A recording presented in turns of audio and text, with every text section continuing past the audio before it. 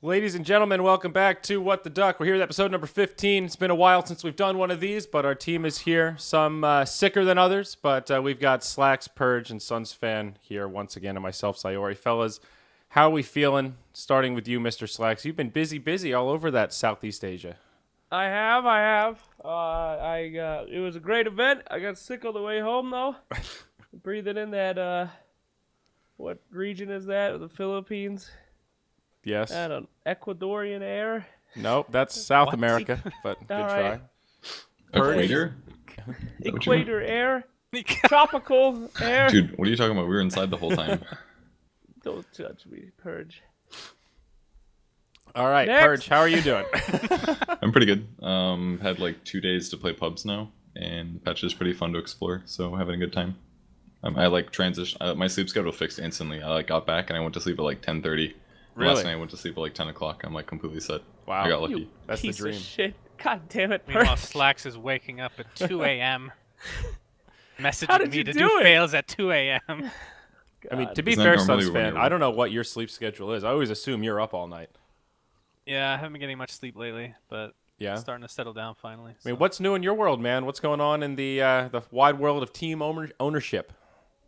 We set up a house for them, which is close by to mine, and dear God, building freaking tables and chairs and then getting broken computers is like the dream. Spent literally like 40 hours probably fixing all that Oh. shit. So Where brutal. where did you get the computers from? No comment. No, you can't say. Oh. Come on, No. man, blast them. You don't want to blast anybody. You know? Well, compliment them on how quickly they fixed the problem. Well, I got sent a couple new ones, so Jeez. hopefully those work. We'll see. Okay, well, that's good, man. You should just build your own. It's a worthy investment, honestly. I might as well have. I had to open each and every one of them because Yeah. some of the heat sinks were literally lopsided. Like it wasn't like a shipping thing. They were put on lopsided. Well, that's no good for anyone. Yeah. But it could be good, man. You know, you build your own. You can do the hot swap thing. Give each player a new hard drive every time you Yeah, that was trade the players. plan You just initially, but it trade kinda hard fell drives? through in the end. Yeah. Yeah, whatever. All They're right, boys. fine. Well, we've How's got. your life, Sayori? Oh. Nobody asked you. Oh, thank you, Slacks. No, it's good. I didn't watch any of ESL Manila, though. I was at PAX East, so I had a worthy experience, a lot of fun. I bumped into AC once, but he was on the phone and seemed very intense about something, so I didn't talk to him. And then I saw him tweeting about one of the after parties, and I didn't get to hang out with him. So it was sort of a bummer, but it was a fun event overall. PAX is always super intense, man. 75,000 people jam into the Boston Convention Center, and it's literally just gaming chaos for 3 days. So I'm glad to be a part of it. Neato. Life on the edge, Slacks. Whoa. So how you guys feel about these major invites? Let's start with the most recent and work our way back for this episode. Of course, we're going to talk about the patch. A lot of good stuff there. And or maybe we should talk about ESL Manila. Do you guys have any fun stories? Anything fun to share? Of course, Wings Gaming, Slacks, I'm sure you were completely ecstatic. My boys! Yeah, I know. I'm so pumped. Oh, shit. And Purge is the only one who predicted it. The only person in the world. Completely seriously, too. Yeah. Great job, Purge. Good work. Oh, Are they here to man. stay, Purge, or are they just a fluke? That's what I'm curious about. I don't think they're a fluke. I mean, it could be something like CDEC, but I don't. It wasn't like they had. It's not like they understood the hero picks better than anybody else because they were picking just about the same stuff as everybody else was. I think they were just playing super efficiently and stuff like that. Mm-hmm. Plus, consistently in all of their best of 3 series, even the ones that they lose game 1, and they did that twice. They lost game 1 to Complexity and came back and won. And who was the other team that they came back and won against? Do you remember, Slacks? Complexity. Who was the other team they knocked out? Was it? I can't Uh, remember. But they did it twice. They basically learned along the way, and they got better and better as they played. And then in the finals, they just 3-0'd. So they were clearly the best team at the LAN, at least Yeah. the last day or 2. How many games did you watch, Slacks? the one I casted, and kind of that one. Oh man, they had Zyora though. If you missed it, probably the best series I can remember, that I've ever watched. Oh, the Secret was- Empire? Secret Empire. Really? They- Yeah, I heard definitely game watched The it. two entire was series epic. was super hype. Each one of the games was like 60, 70 minutes long, and game 2 of the best of 3 was the best series I have seen, and I cannot remember. It was Really? That means the a lot hypest coming shit. from you, buddy, because you really don't watch that many games. You make a statement about how few games you watch every LAN. So Okay, if you have shut that up. Out much of the of 10 a... games he's watched, that's the best one. Okay, shut up. Check this out, Zaya. Are you ready for this? Tidehunter Enigma versus Rubik Darkseer. Wow. Oh, with Toby Wan casting. Fuck, dude. All right. It was the all hype right. as shit. It was Check it really out. good. It was Fnatic that Wings 2-1 after getting beaten in the first game. Like, nobody expected them to beat Fnatic, and then they won the whole tournament. Yeah. But that was the best set for sure. I should go back and watch the replays because I was falling asleep during game 2. Hey, you guys want to do a little relive the moment when we meet up in California next weekend? Huh? Warm up for the qualifiers by reliving the hype. Are we gonna Woo! cast a black hole followed by a Rubik's Steel? What do you mean relive the moment? Like rewatch the VODs, man. Watch game Oh. 2. Bring can the do that. lotion. No, okay, this is what happened. So that series started really late at night. It was like it started around 10 p.m., maybe 9 p.m. or about 9 p.m. It started that series, the Secret versus Empire one. And I watched like the first game in the press room, and the second game was starting slightly underway, and I just went home because I was way too tired because I'd been up since like 3 a.m. Oh. So I went back and I watched some of the games, and I didn't really catch like the concluding team fight, like the big one that everybody was freaking out about. And then we went on panel. I was the start of the panel the next day, and they showed like the clips, and it just got me so fucking hype. Like as soon as the show started and Chobra was talking about it, I just looked at that play, and it like just completely changed my internal demeanor. Like Wow. it was so easy to act excited because I was actually excited Hell about yeah, the man. games. Because usually when a show opens, you're like, yeah, so happy to be here today, ready for the great games, you know? But like I saw those clips and I was like, oh my god, those were actually insane top level team fights. Like it was such a good game. Yeah. Yeah, man. All right. Well, now I definitely want to rewatch it. So, all right. It's a date, fellas. We'll check it out before we get started with the qualifiers. Slacks, I want to hear about your casting experience. They actually let you cast a game, which I saw LD tweet like they should add a mute the caster button for $5 and make huge money. And I would have been curious to see the metrics on that, buddy. How was it? All Did right. you handle the Let me flame? start this off by saying they forced me to cast. Was it Hotbid's all right? idea? It was Hotbid's idea. He wanted to try cast every time. He said everyone should be included. And I messaged him and I said, are you sure this is a good idea? I'm not a good caster. I'm not known for it. And he's like, you'll do great. Go for it. Despite that, I thought the cast was fucking great, okay? Because it was a lot of fun, and it might have been a little weirder watching on the Twitch stream. But every joke that I threw out got grabbed by the audience. They were laughing. Everybody Yeah. was having a good time. Purge was the perfect straight man to the goofiness. I had a freaking blast. I thought it was awesome. I don't know. I'm not a guy who wants to cast that much because I feel like there's a lot of people that are much better than me at it. But then I feel like, it's fun to not have such a hyper serious thing. I would do it again. I'd probably practice. The cast I did before that game was Dirt Mall 3 opening game. So like 4 months ago. Yeah. But thank God Purge was there to carry me. OD Pixel was apparently there too. I wasn't. It's good, man. I think that was the perfect venue for it because like Southeast Asia really loves comedic stage hosting. I heard a lot about the stage host there, and they had the same thing at Dota 2 Major All-Stars that we went to in Malaysia. They had a stage host that would he pulled a few fat kids on stage and started making Storm Spirit jokes. Like, oh, pudding pop. Like, my they're God, into that's that kind of humor, So I In think America, they could you get resonate with. castrated for that. Yeah, but I think they could resonate with your style. I totally believe that the venue was cracking up at all your little quips. Yeah, it was good. I liked It was a really good best of 3. I don't remember much of game 3 because I was super tired at that point. But I think game 3 was kind of back and forth, slightly boring. They avoided each other a lot, and eventually like there was kind of some pickoffs and the game kind of ended. But I agree. I thought the best of 3 went really good for us. I think we, especially game 1. Game 1 was it was like a Lifestealer Ancient thing, and there was honestly a lot of running around where nothing happened or very little happened, and we actually had a nice time casting. Like we actually enjoyed it, and we made people have fun. And yeah, it wasn't a top tier cast, but like he said, I think it's worth throwing that in occasionally, even for a LAN environment, because like I don't think it discredits the players by making the cast fun. Yeah. As long as Right. we're not sitting there shit talking the players or making fun of them, that's what devalues the players, is shit talking the players. But if we're Yeah. just having a good time, if we're making the game fun, then I think it's mostly good. Like occasionally you can focus too much on the fun stuff and not enough on the game.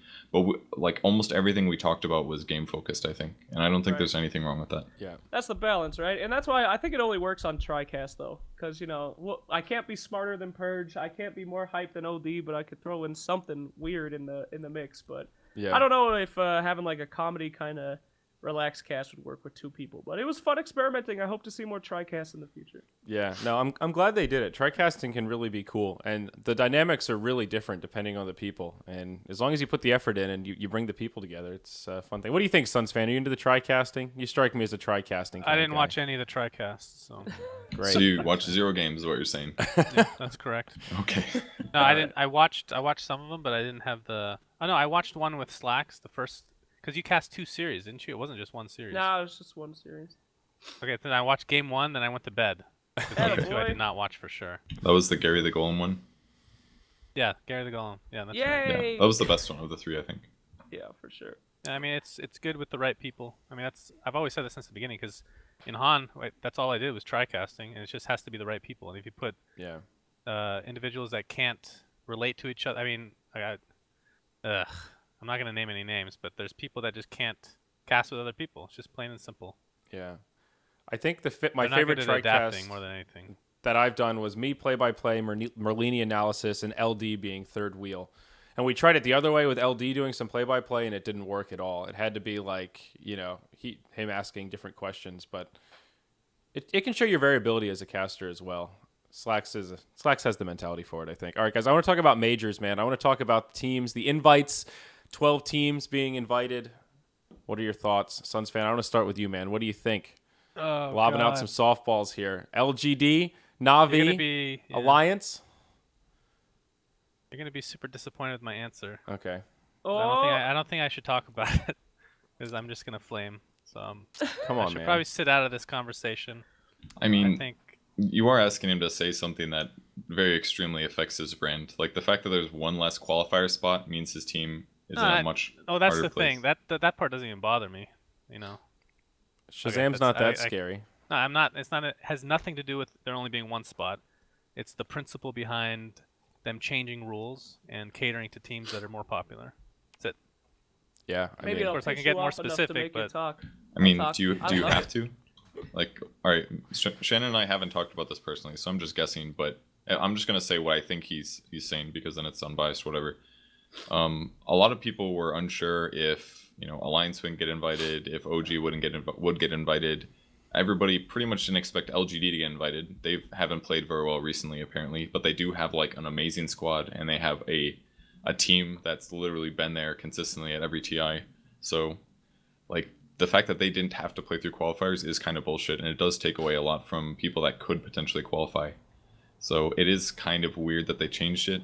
With that said, I did like what Valve said today about it. They said that they wanted to potentially protect tier 3 tournaments, or basically non-Valve events, because they essentially invited all these other teams that I just mentioned, because they did semi-okay at least at a tier 3 tournament. Because if they only base their invites based on how people performed at majors or TI or whatever, then tier 3 tournaments are just going to die, and that's not a good thing for the scene. Because those things are great for tier 2 teams especially. So their explanation was that they based those extra invites on those tier 2, tier 3 tournaments. So it definitely sucks for open qualifier teams, and like a lot of other people have said, like all of the great stories that we've had from the last couple of major tournaments are all qualifier teams. So yeah, I mean, I don't know that completely protects tier 2 and tier 3 tournaments, though, because if they continue inviting 12 teams, then that grouping of teams that feel like, okay, well, we're definitely a top 12 shoe-in, we don't need to participate in as many tournaments, they can afford to be more choosy, and that's really what brings the viewers to make those mid-tier tournaments work. So the less of those top teams participate, the harder it is for them to sell ads and get big viewer numbers. But I don't know. I could see it both ways. I'm just not entirely sure that it really does help that segment of the Dota space. Well, that's the turnaround, right? Is that you invite 12 this time, and then next tournament, you just don't fucking invite EG or something because they didn't do anything. And then people were like, what? And then you make them panic. I might be an idiot, but who loses in this system? I mean, they make a lot more money because a lot more people are watching Dota. A lot more teams get to be involved that people are hyped about. So the audience wins, Valve wins, the event wins. Who loses? Well, who's the loser in this? Well, in the short term, nobody really. I guess it's a little bit of a slap in the face to the people that qualified in past majors and now haven't been invited. But Nahaz posted an interesting stat that I thought told a good tail in terms of numbers. 3 of the 6 teams that came from qualifiers placed in the top 6 at Shanghai. What? I don't listen to Haas stats. Okay. So well, you said 3 out of 6. 3 out of 6 of the teams that qualified for Shanghai we're in the placed top, in the top 6. 6, which is frankly amazing. Yeah. Honestly. So that just speaks to qualifiers being kind of a good thing and the power of teams that nobody thought would really do well turning up and doing pretty well, you know? You would Well, think yeah, that'd but be I more mean- like 2 max Right. of the 6. We still have qualifiers, though. I mean, those abilities are still able to be happening. I mean, we still Well, got that. It's just to harder a lesser now. extent. I think the unfortunate part about that is that predictions don't necessarily mean perfectly accurate. And like, yeah, there can be, like, if you have teams beat another team, you can say, okay, they're pretty much for sure better. At least this day they were. And maybe that's not as accurate either, but I just don't like the idea that Valve gets to pick. So, and I'm not necessarily fully saying what they did was wrong, but it makes me kind of uncomfortable that they can play like one series at some tier 2, tier 3 tournament, and with that get an invite to the major, where instead they would have had to like at least get invited to regionals if their roster hand swap. If not that, play through open qualifiers and win there. It's like more checks and balances basically to get to the actual major. And it's Yeah. kind of weird that they just got invited because they happened to go to some land that they may or may not have been invited to in the first place, not even qualified for. Then they played like 2 best 3s. They won their first one against a semi-decent team. Then maybe they went out on the second one to a good team. Like, is that really enough information to say, like, yeah, you're justified in going rather than playing through open qualifiers or winning a region qualifier or getting top 2 in it? Hey, whatever, man. Welcome to capitalism, okay? The teams that have the most fan base are going to be the ones that are invited. Maybe they're not winning, but their Twitter game is strong. Their Instagram game is there. I mean, that's Empire Navi should in a be deserve the nutshell, invite. dude. That is 100% Navi. They didn't even qualify for Shanghai, and now like they had one decent result. What did they play second at a LAN not that long ago? And now they're directly invited. But they bring the numbers, man. Navi is the popular team that everybody wants to watch in both English and Russian audiences. You know, Dendy's the fucking hero of the game. So it hurts the overall tournament to not have them included. So I understand it. I think the problem, Slacks, is it just makes the statement that popularity and marketing and branding can be more important than just something that is more competitive in nature. And that's the difference boo-hoo. of... Maybe well, some fucking players will do interviews now, so you can get a goddamn I mean, I don't know. fan base, you assholes. I'm not convinced it's a bad thing, but I'm not convinced it's It's a a good good thing thing. either. It's It's just the same Well, thing with scary talent, that they're you know? willing to gamble, I think. I wouldn't even necessarily say that they got invited just because of fan bases. It kind of looks like that because they're literally like the most storied teams in the world. Navi, Alliance, and LGD. That's like 3 of the biggest organizations in the last 3 years. But they were all on the edge, with the exception of LGD. Navi, Alliance, OG essentially were all on the edge of what people thought would get invited. So I don't really think it's fair to say that it's just because of fandom. It's not It just kind of because. looks like that, That's but true. But I think it has a big factor. Well, I a don't know. big factor. Everybody's dogging on Navi. They did really good in Dream League. Like, they're crushing it in Dream League. So, Yeah, that's true. I mean, I don't know. LGD is the one that I'm most confused about, but... Yeah, I think gonna do? undoubtedly. It's just the star power, though. I mean, you look at the lineup, and it No, you know what I think it was? I was like, what if they only invite instead of 12 teams, they invite 11 teams? Like, what do you do then?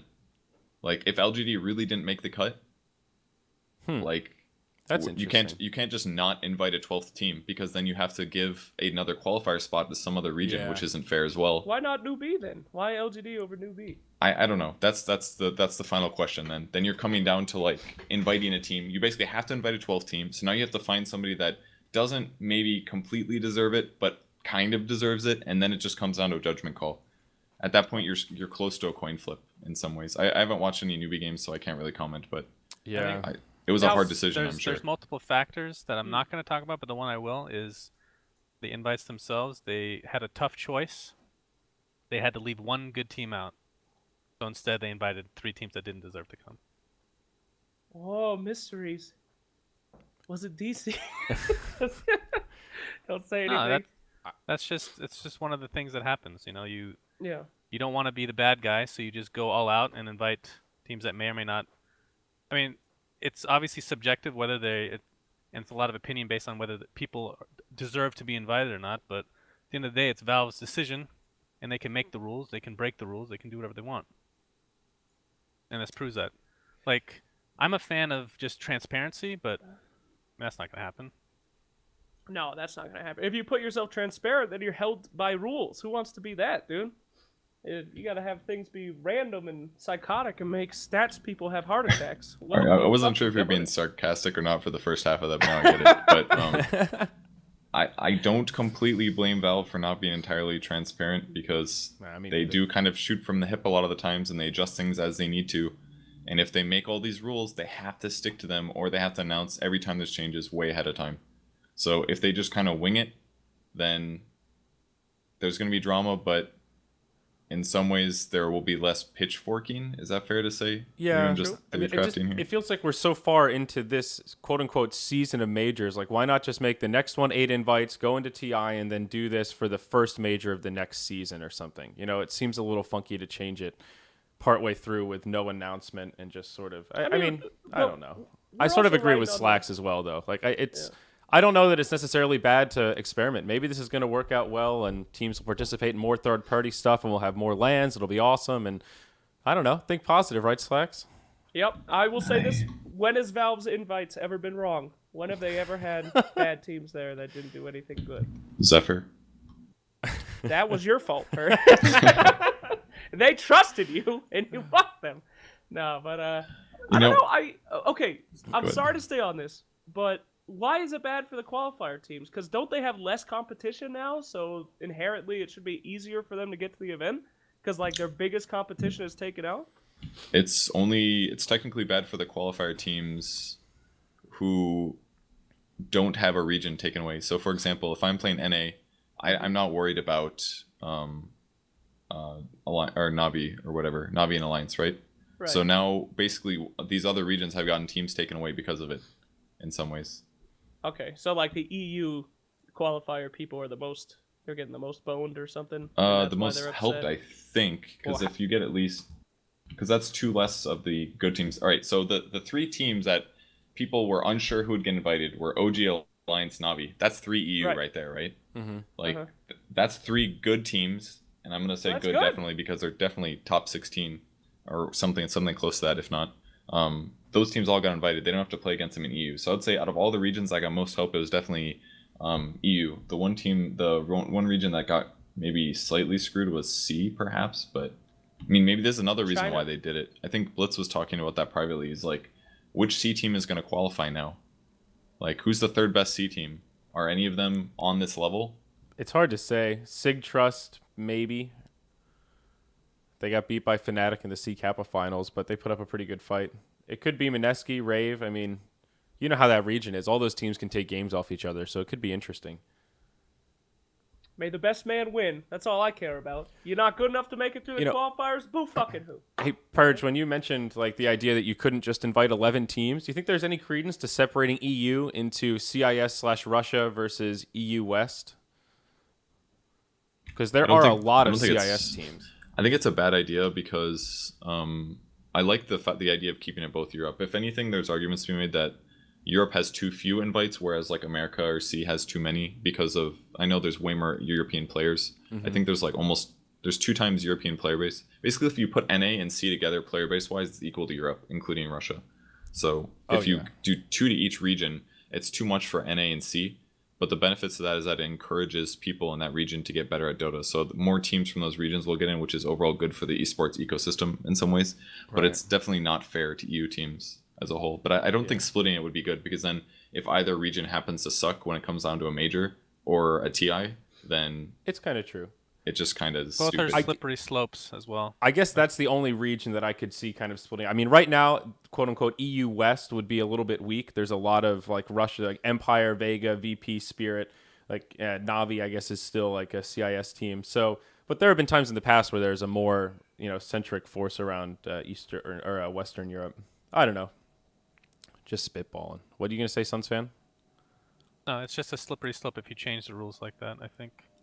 I mean, at the end of the day, like, if you think about it, teams are starting to adapt to this and spreading out to other regions, right? Capcom, DC, and other teams. So it ends up actually making it a level playing field on all fronts. Because in the past, Europe was obviously probably the strongest for a while. China at one point, and I mean these things change. So you can't just change the rules every time because that just gets weird. I think the only other thing I'd say about this topic is that I feel like the Chinese region got kind of wrecked by the LGD invite because I feel like the Chinese scene in the last 6 months, obviously they won 2 of the last major tournaments, but neither were tournaments that people or teams that people expected to win the tournaments. It was obviously I believe Wings and VG Gaming R or VG Gaming Reborn, right? So those two are the teams are the ones that actually won lands recently. So they got invites, which is great. But what about all the other like tier 2, tier 3 Chinese teams that are working really hard that don't have players that people know very much? Like that's the region that I'm most interested in for open qualifiers in a lot of cases because the last couple tournaments they just super perform well. So who should we be looking out for in Chinese region? Because I don't know any of those tier 2 Chinese. Isn't it like the I don't know. Many IG Vitality team, the newbie youth team have been playing kind of okay, I think. eHome, I think, has not been looking that good. I honestly think it's good for the scene to have a little bit more circulation of new players, just a little bit more. I think we're at a pretty good balance right now, and maybe it's in some ways also bad to cycle out old players because then it's gonna like reset the famous people basically or the popular people. So you want to balance, but I would like to see more circulation in the Chinese scene at least, and maybe in EU, but I think EU is pretty straightforward what teams usually qualify. It's rare that that's not necessarily true. I mean, there was the one team that almost qualified for Frankfurt maybe. What was the team that Matumba Man was on before Liquid? It was like 4 anchors plus C captain. Yeah. Or was that TI? 4 I ASC. can't remember. Yeah, they were on that team for a little while, a couple tournaments. But that team almost qualified for a qualifier spot, and then Matumba Man ended up on Liquid as a result. For example, like all that stuff really helps even strengthen the top teams. If you take like a good up and coming player and you take them from a team that failed and disbanded and put them on a good team, right? Like that stuff's all important for the ecosystem. So the qualifiers are definitely important. Yeah, I mean, even like look at Weehaw. He's on Secret now, and he's been performing pretty well, but he hasn't really been on it. No, you missed the drama. He's not on Secret anymore. Wait, when? Are you really? I'm sorry, man. You just ruined your career. I'm sorry, dude. Oh god. Just kidding, guys. No, Weehaw has left Secret. Okay, let me pull up. You apparently didn't browse the Dota 2 subreddit while you were at PAX. No, I didn't at all, dude. I really didn't. I was out of the zone. I'm sorry. He got kicked from Secret with Misery. Oh yeah. That sounds pretty familiar now. God damn it. I haven't watched Secret games in a while. I really haven't. I watched the end of Star Ladder, but I wasn't really paying attention, I guess. My bad. And they guys. do you know who's on EG at the moment? PPD, RTZ. Correct. Wrong. Listen, we don't need to get into this right now, all right? No, it's the Sumail and Owie 2000's back on the squad. That's right. The Fear's still there. No, I know the EG team. Jesus. All right. Anyway, to summarize it, some good things come out of it, some bad things come out of it, but welcome to life. The only way to see if it's going to work is to watch the tournament. So we will see soon. I think the one thing that I'm worried about for these seasons, which has already become a thing, I'm not going to get specific, obviously, but once you make it to a major and do decent, all you have to do is decent at other lands. You don't even have, who could you be talking That's a great about? point. Plus, you're invited to because you're going to be auto-invited to all these other lands. You don't have to qualify. All you have to do is decent, and you're going to get invited to the next major. That's just the way. So it's much harder to leave, to get kicked out of a spot from a major, as opposed to qualifying for it, which is much more difficult now. True. That's what I'm worried about long term. But I mean, this season's kind of like it's kind of like an experiment, I guess. That kind of makes sense, though. I mean, if you can keep up and still place, top at tournaments, I think that makes sense to keep being invited that way, but sort of. He really meant mediocre. He meant like you go to a tournament and like kind of disappoint everybody. You're like, oh, I thought they were going to do better than that. For example, what's the threshold? Like top 4 at a tournament, or do you mean if you're like getting like 8th or 6th? It depends on the tournament because remember, teams are winning tournaments that maybe a lot of these tier 1 teams aren't even going to. So you don't even know how really they're strong. Yeah, I think that is a good point. But the other thing is, and in addition to that, these tournaments don't have the best teams. These major teams that are doing okay at the major get auto-invited. They're not even qualifying. That's the big thing. They don't have to mean, go through qualifiers for these tournaments. At the same time, though, there are teams that their specialty is big events. I mean, majors themselves are their own meta. How you play in a big tier tournament is much different for some teams than how you play in other tournaments because you develop new metas, you play better, and you have a better idea going in. I mean, everyone tries to predict who's going to win what tournament. That shit's impossible because every tournament is played differently. You can think that guy's strong, but you don't fucking know. That's why I never want to be an analyst because nobody knows anything. It's all a lie. The universe is exploding. Life is meaningless. Wow. Okay. Thanks for that, Slacks. So, all right, what do you guys say we change topics here and talk about the patch here for the remainder? Because there is a lot to go over there, and that's more fun, right? So, woo. All right. Unless anybody had any more closing thoughts. No, we're all good? Nope. Sweet.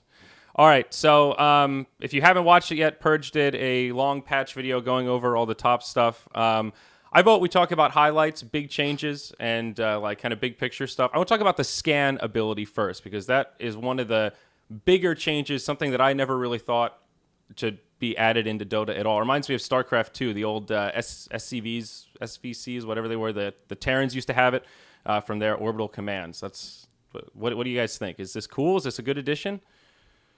Lore-wise, it's pretty shitty. Lore, name, right? What the fuck is scan? What is this?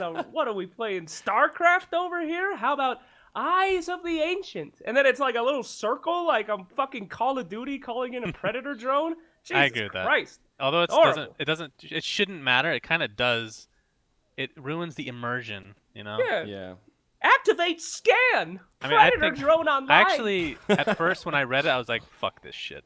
But now that I've seen it, I'm kind of it's not bad because it's the thing I like about it is it's an anti-smoke ability, which is really cool. It reveals smoke. I really like that. And it does open up for clutch plays if you catch somebody. Yeah, absolutely. And like if you're doing Roche, it doesn't work on Roche, but if you're doing Roche, there's only like a couple places they can come from, and scanning is pretty huge in those scenarios, I presume. Haven't seen it yet, but what's the duration that it lasts for? It's 9 seconds, I think. 8 seconds. Okay. Nothing. I mean, nothing. I'm kind of just seeing people wing it in pubs. I haven't seen any scrims or anything or played any scrims using it, but for top level teams, I think it's going to be pretty interesting, and it has the potential to add a lot more suspense to games because teams. I mean, most of Dota right now is team movement. Like teams will move to one place and they'll use tells that are on the map to guess, usually correctly, where their opponents are, and then they'll move as a result. So because neither team will see each other's scans, we're going to see scans happen and be like, oh shit, they know exactly where they are. Let's see how they adapt to that. Yeah. And that's going to be really interesting. And I think it's going to force more team fights as well because people are going to know where their opponents are. It could force smoke reactions, for example. Like, oh, they're moving here. They're going to jump in the Roche pit. Let's smoke out of Roche right now. Like we saw that at ESL Manila. One team actually walked into the Roche pit. This was against Complexity. I don't remember which team it was, but they smoked inside Roche, and then they ran to the Radiant jungle to wait for the Dire team to approach the jungle, and then they initiate on them there rather than in the Roche area. Like, stuff like that. If you get that kind of information, and that's also anti-gem, by the way. So even if you don't have a gem, or even if your opponents deward you entirely, you still have some way to get vision and collect information. Like, I think it's just overall good. The lore sucks. Maybe make it, like, mystified, like, blend the edges a little bit, make it look kind of interesting, but... And call it like sense. How about like sense? Would that feel better? Yeah, ancient sense. I wonder what it will look like from a spectator perspective. Like I hope it will be easy to catch and notice. You know, Isn't when it you're only watching. On the mini map? I'm pretty sure it's but not it makes a sound, right? Yeah. Does it? I hope so. So I haven't heard it myself, but when I watch the players, like they've said stuff. But I think if it detects people, it makes a sound. Pretty sure. I know it makes a sound at some point. I don't know if that's. It changes colors on the ground. It'll be like green or red. It'll be red if there's any heroes inside. It'll be green if there's nobody in it. I actually haven't used it in any of my games yet. I keep forgetting. But other people do it for me. Don't forget to eat your Tome of Wisdom, or the fuck that item's called. Tome of Knowledge. Every 10 minutes. Gotta click. Gotta buy that. I actually forget about that too. Then somebody on my team buys all of them, and I go, oh, damn it, I should have done that. Yeah, God. That's the one thing with the patch that so far, I'm not convinced. I think it's just so weird. I'm not saying it's bad. It's just so weird. It's a little weird. I'm buying my experience. Excuse me. Need to eat this tome real quick. Do 150 gold. I mean, it's just nice for if you're a support in a game. You know, you're feeding a little bit. You're far behind. It's a way to try and catch up. I I mean, that's Yeah. seems like what this patch is all about. Wards are cheaper. I Dewarding mean, yeah, is I more understand cost-effective why it's now. in the game. It just feels weird. I don't know how you guys feel about it though. I'll agree Yeah. with that. It's a It big doesn't give change. you that much experience. Like over the course of 10 minutes, that little boost is almost nothing. And I'm not really sure what's best to do with it yet. It's kind of similar to Bounty Runes. Bounty Runes come out, everybody's like, oh, these people should grab it, gankers should grab it. And then it was just, it came down to the mids. Mids grabbed it every time. So I've bought it before when I was like almost level 6 on a support and I was slightly under leveled, like you said. Yeah. But I'm not really sure how to best do it yet, because keep in mind that the more levels you put into a carry, the longer they're dead for, so it can have negative consequences in the long term. But Ooh, I'm not never really thought of sure that. who to put it on. Maybe I think the biggest thing is getting some heroes to 16, maybe. Yeah. Or maybe some heroes are more stat heavy. They need more ability points to be strong. Who knows? We'll see how it goes. But it's really not that much of a boost. It's true. It It could be doesn't more add you that like much. stockpile for breakpoints. Like you said, if somebody needs to hit a key ultimate level, you just chew through 3 of them, then you can fight real quick with a smoke. I don't know. That's like 30 minutes in. At that point, everybody should be at least 11 already. So it's like, Yeah, that's a good. Fuck well, it. honestly, Some it's, guys hoarding it's weird. tomes. And who buys it? Do the supports buy it? Do other people buy it? I think sports could justify it though. I think I've they been stack really in your surprised. inventory, Slack. So No, I think it generally would go to supports. That or in Yeah. mid. That's pretty much it. I like it on techies. there you go. It's pretty good. There you Good go. techies item. What do you guys think about the intelligence change? Now, 1% spell damage, or you get 1% increased spell damage per 16 points of intelligence. Stacks with things like Aether Lens. I think it's cool. Dang. Who steal his intelligence these days? Does Silencer do that? Yep, I think so. And Okay. Odie. I'm Is playing him Is from it now on. Puck that his orb/rift will get rid of a creep wave entirely now, right? At a certain level because of his intelligence. Oh, really? Probably. Yeah, because before it was like everything is on a sliver of health or something. I don't really play Puck, but that's. No, what I you're probably right. remember. There's probably a lot of heroes like that actually. Same for Quapags actually. Probably one shots creep waves now at a certain stage. Oh, Whereas yeah. before it would almost not kill them. Ooh. that's- Wait, so it amplifies pure damage Yeah, too? it amplifies spell damage. It's so similar it to doesn't the matter what type Aether it is. Lens. It'll Yeah. it'll amplify all damage you do basically, except for your right clicks. So Oh, shit. I think it's overall kind of a nice change. It's not that much damage increase, and it will add some like there's a lot of little adjustment things that changes like how things scale into the late game. Like blade mills, for example, it like changes so many potential things that you can do, and overall, I think it's just good. Honestly, it's not so much damage increase that it's like OP. And I'm sure there's gonna be some heroes that we find out that are actually a little OP. That because of this change, like I think Silencer is really good right now personally, even as a support as well. And there's probably other anti-heroes that people haven't quite figured out just yet that Yeah. are still going to be really good. Like even Storm as well. Like same thing. I didn't even think about that yet, but Zeus, I the think. whole int scaling. He buys tons of int. It's going to increase the Oh. damage he gets from his remnant, from his third skill overload. Like all that stuff is going to go up in terms of numbers. And Oh. And gets Bloodstone stronger. was buffed for him. Yeah. And his Yeah. Ags is fucking Ravage or Black Hole. I mean, God. I'm Yeah. I not do convinced not want about that Ags piece yet. of shit back in my pubs, alright? I- He's Yeah, had I'm not- 5 Ags good is- years. I think Sorry, that's an folks. alchemist item. Anytime I see an Ags, like there's no way this guy's buying it. Like, oh wait, if there's an Alk in the game, maybe. Dude, Alk I got don't- buffed. Honestly, I'm not even kidding. Alk got buffed with a lot of these Ags upgrades. Like Gyros, that one's so interesting. I Yeah. don't know if it's good, but it's interesting. I instantly thought of just late game RNG for that. Like if he's got a rapier, you're holding off mega creeps, and you just get that one extra little rocket on a support. It's kind of a cool idea, especially with some of these new items. Right, 7 new items added into the game. My Woo! golly, what was your gut reaction to that, Suns fan? I didn't like it. I was like, fuck me. Everything. That's my reaction to everything, apparently. Okay. So the one thing I'm very happy with this patch is that they didn't like change everything. Like a lot of the heroes are just tweaks, some nerfs, some buffs, but nothing major. Nobody got like reconstructed from the ground up because it doesn't need it. The game is in a really freaking good spot right now. It's just Axe. sometimes it gets a little stale with like the Invoker's Odie. Odie got hit pretty damn hard. That's a good example. But generally, not that much change. And then with the items, it just feels like they don't like they want to cater to newer players with every other change. They're making the numbers even. They're making it nice and clean. Then they add 7 items every 6 months. How It's like, dare they dude, level out the numbers? How many items do I have to learn? Like for me and you guys, it doesn't matter. We'll learn it in like a few days or just playing a couple of games. But don't you think, like for a newer player coming in, which we should be catering to at least to some degree, they're gonna get turned off. Well, I like, kinda- how No much way, come is on. there? I mean, I like the Blightstone change makes it easier. Now it makes sense. You get a nice little early game item. It reduces some. You get some of the effect, and then you basically upgrade it into the full item. You know, it's easier to follow now. No, It's no, more I of an like item those. tree than just random Yeah. shit. Oh, I have a question about that. Can you disassemble Desolator now? I don't think so. Yeah, I don't think so. Dang. Because generally, if there is no recipe, you can disassemble, right? You I don't can't remember that being disassemble it. in No. Okay. Hmm. I thought Why that would you be want pretty to? cool.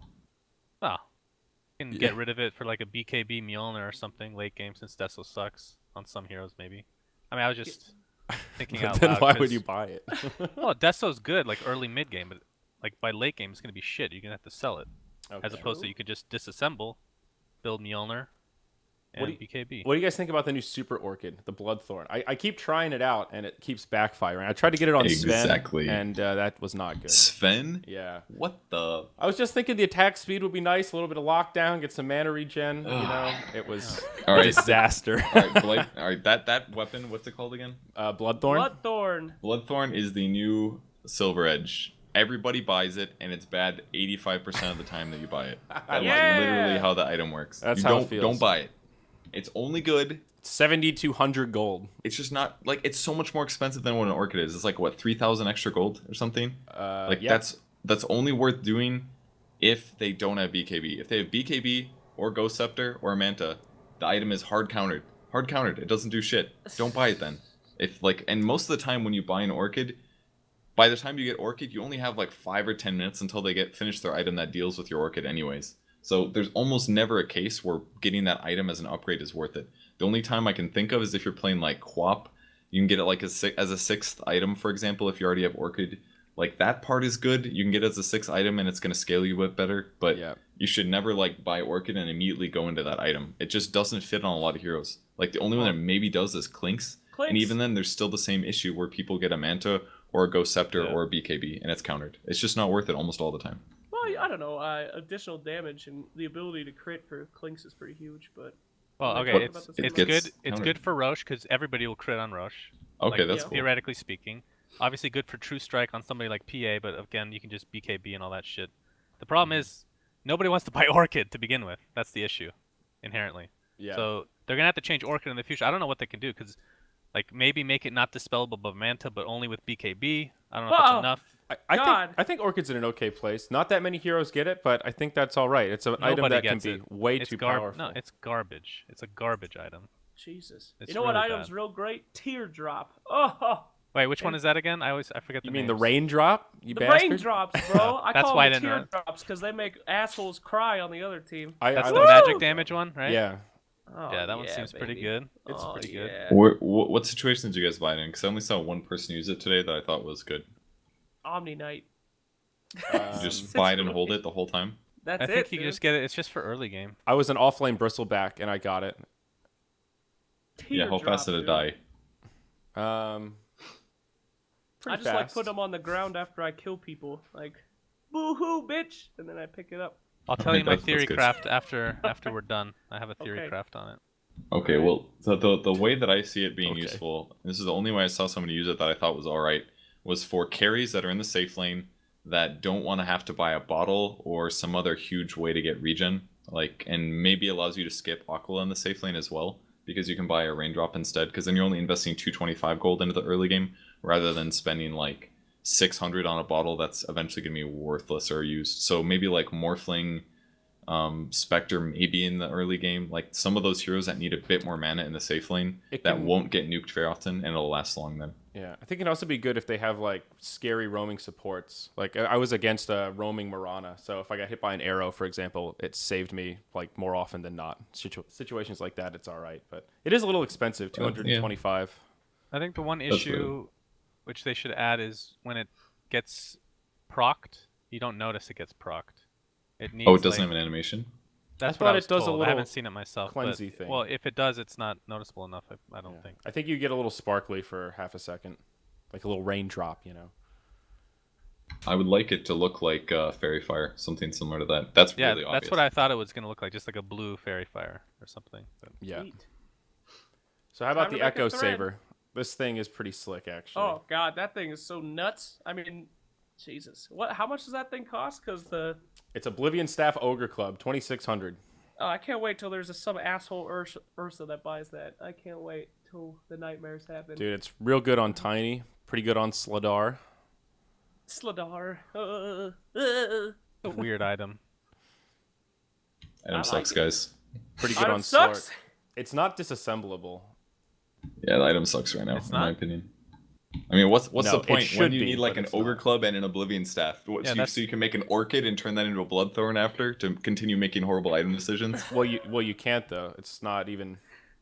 It's just once you make it, it's there. Exactly. It's like I mean, the this is stats there it for gives. the. You this get it is there instead for of a the drum. future. They're gonna make Oblivion Staff into something else. It used to be Refresher. It used to be 3 items, didn't it? Orchid, Refresher, and something else. I think. Maybe not. I can't remember. But Yeah. anyway, it's. I mean, Oblivion Staff only makes one thing now, Spiritbreaker. right? Literally one thing. Spirit So, Breaker, that'd They be just so need good to on him. add something. Yeah. They need another item that uses Oblivion Staff now. Yeah. Soul Warlord? The stats good that on it him. gives just don't. They're not in any way what you want on somebody that would want to hit twice. It's kind of like Dragonlance before. Dragonlance before, terrible stats for what you want it for. So I think it's just a balance thing. They gave it real shit stats to start out with, so nobody's going to use it this patch. And then next patch, they're going to change it to be something better. Or same with Silver Edge, actually, was a better example. It went from using a Sange to using an Ultimate Orb, and now it gives plus 15 to all stats. That's actually like kind of good now. Whereas like the Silver Edge before, stat-wise, it was just terrible to upgrade to it, unless you were a Strength hero, and even then it was kind of bad. Yeah. So I think for now, Echo Saber just really shit. You think it's For bad on Slark 2650? too? Like why Echo do you Saber? need 75% mana regen? Why do you need like plus 10 to all stats? Like that I part's mean, okay. Slark got buffed with the Shadow, whatever it's called, Silver Edge, like you were talking about the Ultimate Yeah. Orb. Because it gives stats to all, but even then you still need to have it be useful against something.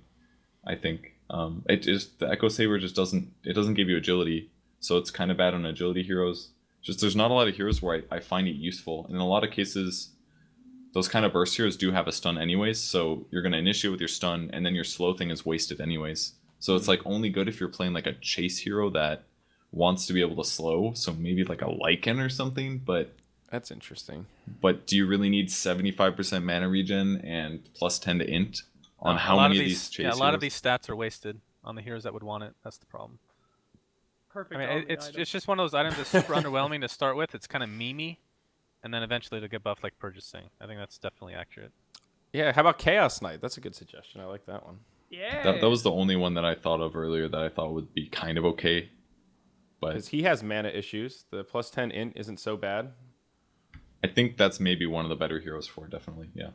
I You mean, could I don't know. I don't do know if that I one. agree with you guys, because a lot of those kind of ganky, in-your-face heroes, they have mana problems, like Slark, like Ursa, and they could use the double tap. So, I think it's okay, but what do I know? Well, eh? you're right in that they sometimes have mana problems, but maybe they should spend that 2650 on something that's better for mana than those how items. how about nothing? Okay, forget about the mana. How about don't you want to nothing? don't you want to blink instead of this on Ursa, or Slark, or a Shadow Blade on Slark instead? Yeah. Or a drum plus Aquila. Just think of Whatever. the items that you're replacing with this. That's the issue. Yeah, that's fair enough. All right, We'll fine. see. Let's move on to Hurricane Pike, the last of the new items. This one is probably the most interesting. You The didn't talk Super about Force Windlace, staff. bro. Windlace. What? fuck Okay, is the movement speed Windlace? item. Yeah, Windlace. That's actually what it's called. Yeah. All right. Yeah. Now there's a movement speed item for drums and mules. Big deal. It's Ugh. just like the It's- Deso change. They just It's broke not a it. big. It is a big deal because you can get this level 1 with boots on a Yeah. support and like harass the crap out of people. It's pretty cool. Really You can good. be super speedy. I've done that a few games. I like it. I think it's really. I think this is the biggest change as far as items. Windlace? For sure. This is the biggest item that was introduced. Windlace? Well, I Windlace. disagree with that, but You fucking suck, Sunset. What? Windlace is the biggest item. I think the only item that's maybe bigger than the Windlace is the Blightstone, but there's not a lot of competition, I think, so I don't think it's worth That's- arguing about That's which one's bigger. The Tome of Windlace. Knowledge. The tome! Hoard the tomes!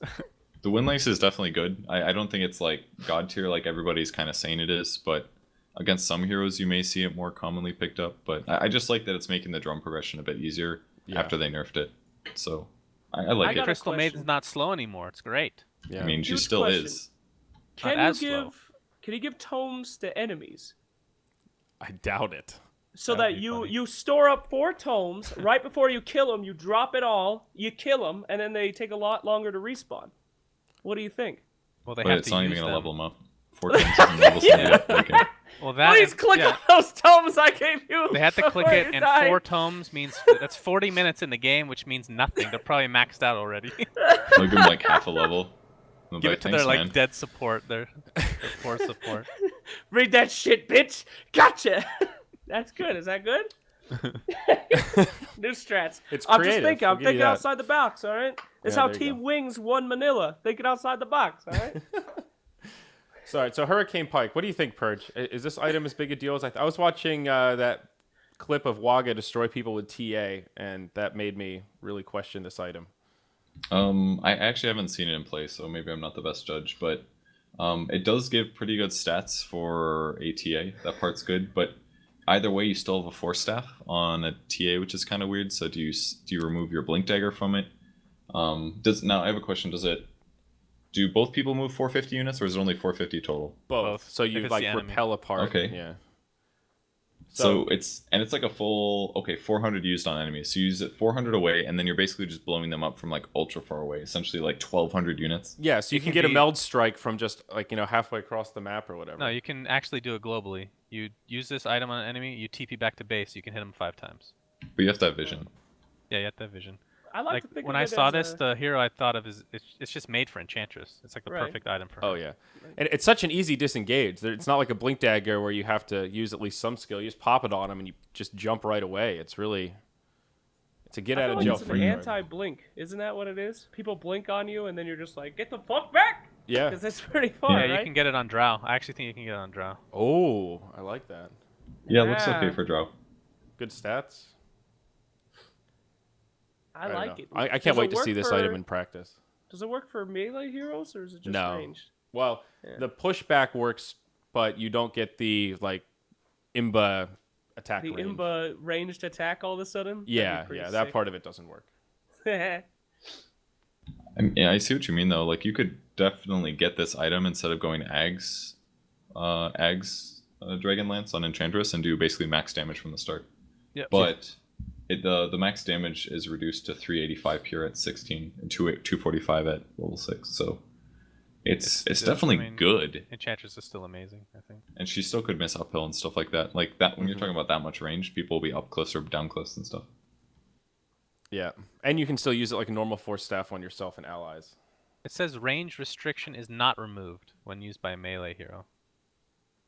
So you can use it as a melee. That's what it says. Whoo! I was right! Wait, Fuck, dude, that shit's so OP! I'm buying that shit all day! I mean, honestly, I'd be more inclined to think this is a typo than anything. But Oh shit! The game's ruined! Put some Toma knowledge in my pocket! really? What? Okay. I No, don't you're. understand how that. It does say that, but I'm Woohoo! okay. Well, maybe I'm wrong. Check it out, dude. Slark Yeah. jumps on your ass, right? And then all of a sudden, he goes up the cliff, and then he's hitting you 4 times. It's good shit. But then you're like, hey, the Slug spent 4,300 gold on a force staff and a dragon lance, basically. Fuck And you're off, like, he Kurt. actually doesn't do any damage to me. I think It's it's all the about wording. I Wait, think not the wording yet. is Does just not weird. removed means still there. yeah, Is it a double negative? it is a double negative. That's why it's weird. Fuck! Yeah. what Sorry, an awful Slacks. way to do that. Okay. So yes, you cannot use it for melee heroes because that would be stupid. Oh man. Fuck! All right. So were there any other big item changes you guys want to talk about or hero changes? Who else is on the list? There are a couple Ags upgrades. We mentioned the Gyro one. Mirana now spams stars. That one's pretty gimmicky. That's not gimmicky. I think it's a little gimmicky depending on what order you get it in. We'll see. I've seen a lot of people just like try to farm it right away. I think she's tier Yeah. 1. I think she's tier 1. I've actually tried it a couple Whoa. times. It has not worked for me, but I suck. So we'll see. I what think Axe and happens. Mirana are tier 1 now. Axe.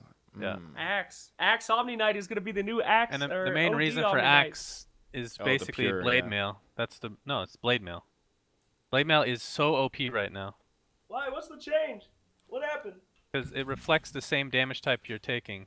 So, and it goes through BKB now. No.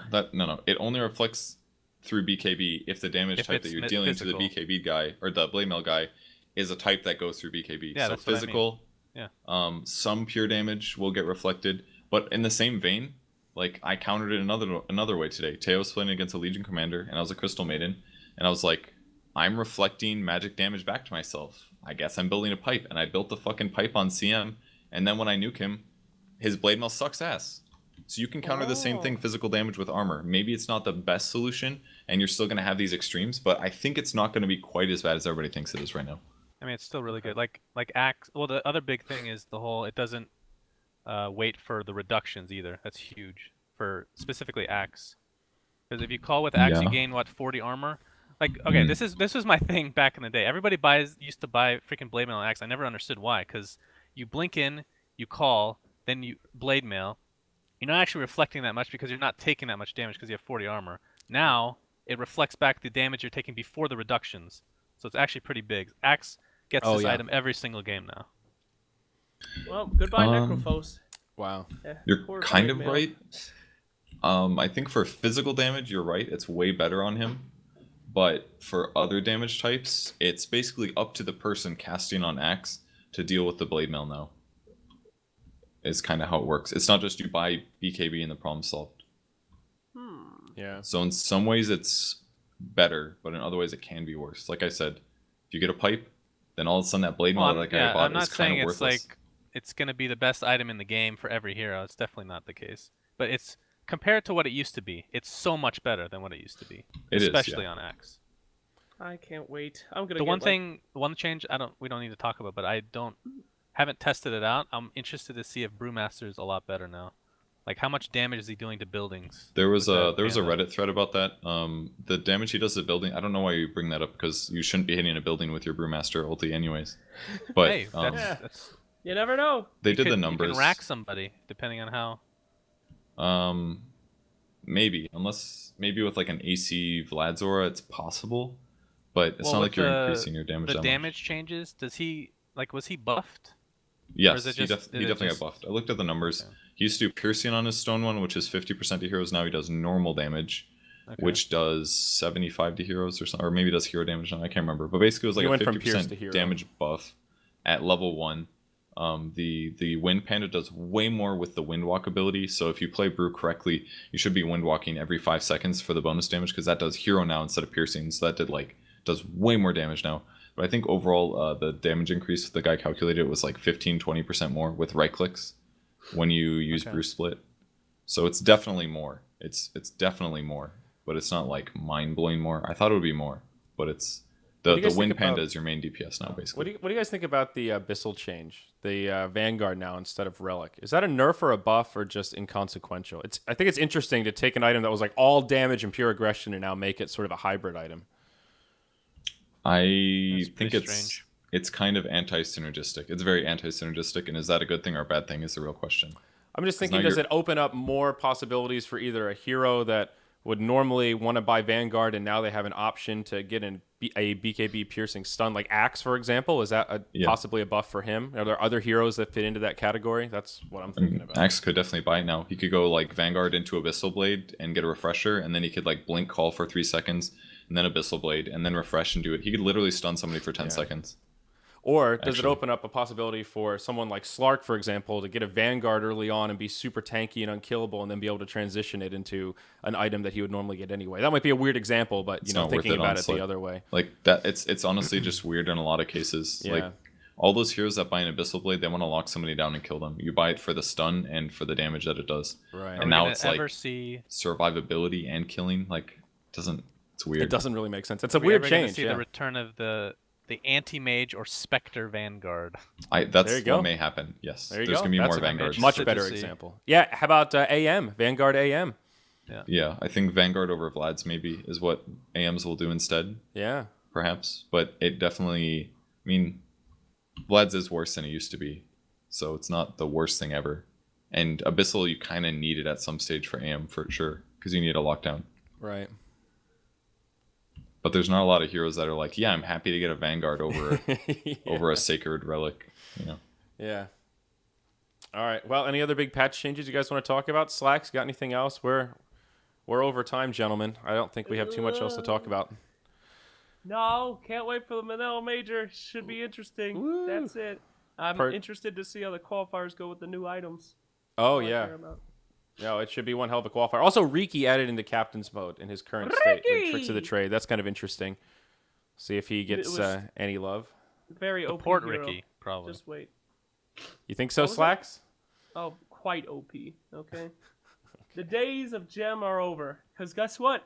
All you need to do is get the tornado lance, and then there you go. You're hitting them from across the. I'm just kidding. Tornado lance. Man, I can actually never remember the name of that item.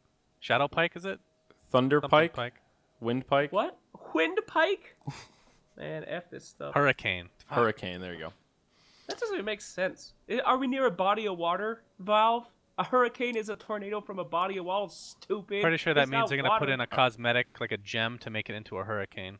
Yeah. Hurricane effect. That's It's a tornado pike, you fucking idiots. Jesus. Why don't we just shit all over the lore, dude? Well, Slacks, unfortunately, Scam. the lore priorities don't seem to be there. They don't even have flavor text on the new items. I'm sure you were disappointed. What the fuck? Yeah, can we talk about that? Sure, please. What, you just give it up? Here's just a new item. It doesn't... Where to come from? We don't know. It's a fucking hurricane pike. How about a little bit of backstory? How about a little bit of things where I can read and be like, interesting. I've gained some... No, you don't care. I'll write them. Let me write them. Okay, I'll put them in. From the highest peaks of the Blood Hills did the cometh of the pike. I don't give a fuck. Put some fucking text in there. Take your 10 seconds. Just write some goddamn shit. That's it. That's top priority for Valve, no doubt. What about Bloodthorn? Is that you like that one? What? Bloodthorn? The What's super orchid? description? It's just that's it. It's just Bloodthorn. Bloodthorn. Neat, dude. Sounds like what a fucking Neat. 13-year-old person would name his Xbox Live. Bloodthorn XXX. Bloodthorn 69. No lore needed. All right, we should probably end this God. shit. All right. Anybody have a story for story time? We didn't do story time last week. Or last episode. I don't think. We could talk about what it was like to leave ESL Manila the last night. That sounds Hit good. it, Purge.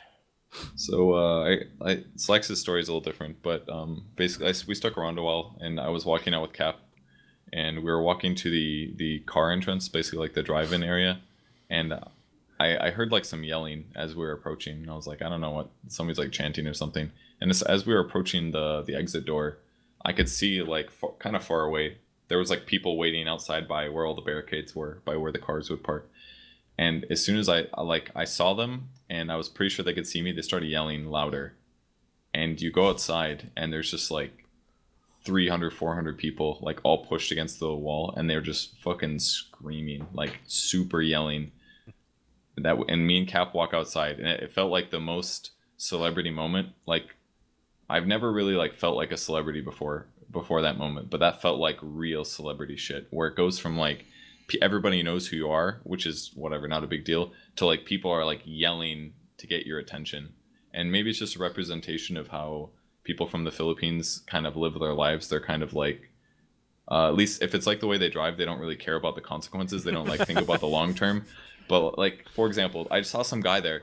It's like 400 people. There's one guy with like a sign and a Sharpie, and he's like shaking at me and probably yelling, "Purge, come sign this."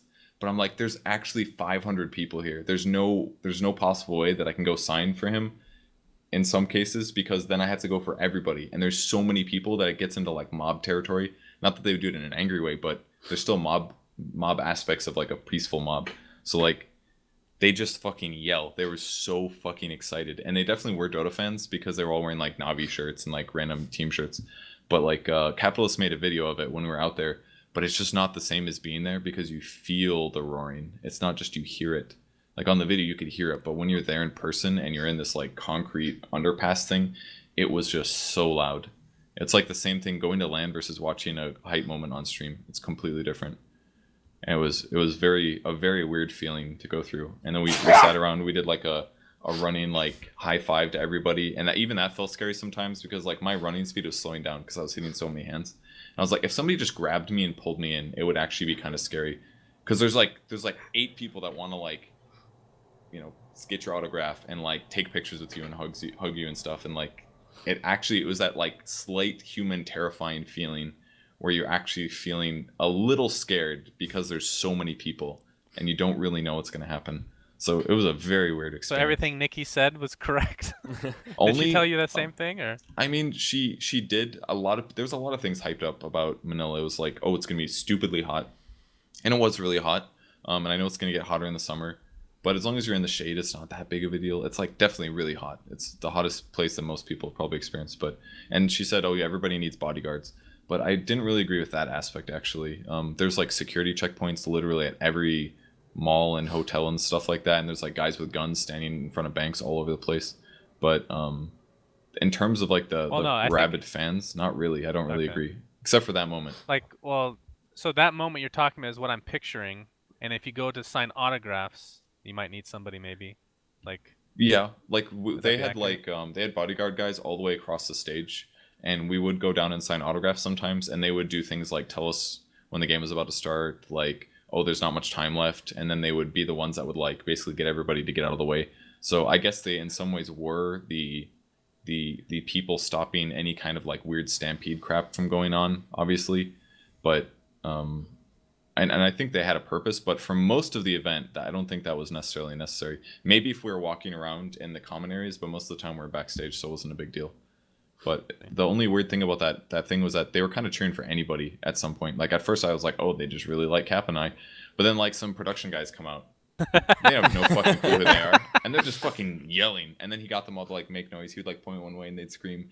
And he'd point another way and they'd scream. And he'd tell the other side to shh and shit. And like just fucking around. Like they were just, I don't know if it was they just get together. Do people from the Philippines just get together and like fucking hang out and scream at people like for fun? Like, hey, let's all go in one place and see how loud we can be. I don't know. But it was they were very happy, and I think my guess was it was just because they were excited the event was here and that it was happening, and they were just excited to see their favorite players maybe go get in a car. And we saw Liquid get in the car. They didn't they just waved and got in, but it was definitely very, very, very interesting.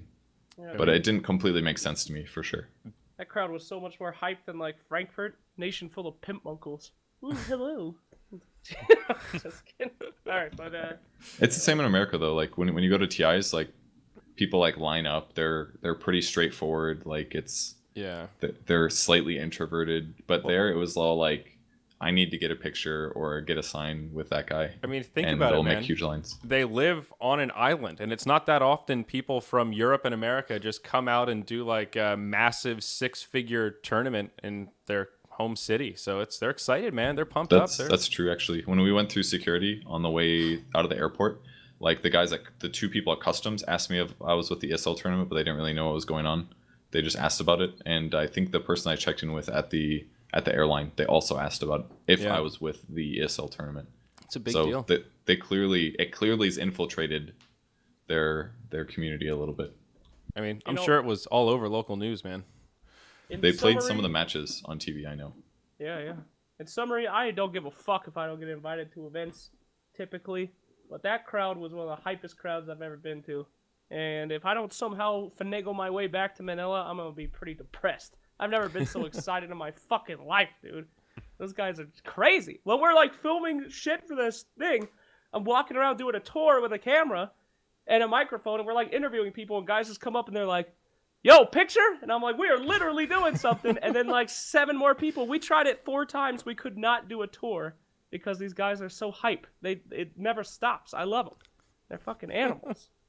It's amazing. So buy some money. Go to the Manila Major, people. All right. Gonna be hype. They buy some money? Yeah, what is buy that? some money. Buy a tome of knowledge. Get smarter.